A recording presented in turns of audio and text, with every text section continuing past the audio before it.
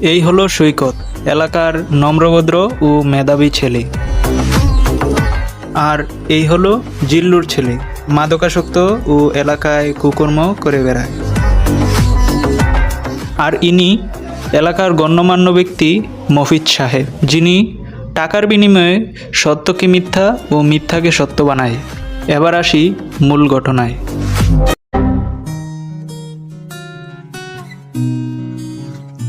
আসসালামু আলাইকুম চাচা।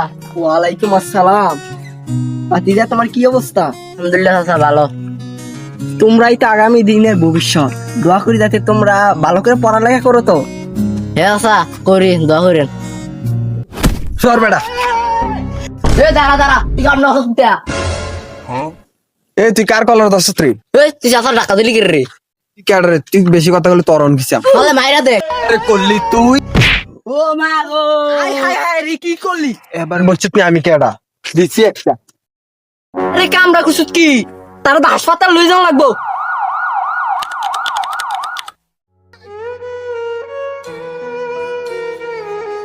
কিও মফিজ ভাই, আপনার সামনে আমার ফোলার এত মারলো, তার তো মাথা মতো ফাইটটা দিয়ে গেছে। এটা তো দেখাতে, তুমি টেনশন করো না, তোমার বাইদও আছে। আর আমার লগে তো ফোলাটা মাইর খেয়েছে। ওইব তুমি হগরে ডাক দেবো শুনি, আমি সাক্ষী দেবো, সমস্যা নেই, তুমি টেনশন করো না, ওকা যাও। আচ্ছা ভাই, আমরা আগামী শুক্রবারে মুরব্বীটারে কইছি, এই শুক্রবারে সমাধান হইব, আপনার যেটা সত্য এটাই বলবেন। যাও, টেনশন করো না, ফোলাটা ভালো করে খেয়াল রাখিও।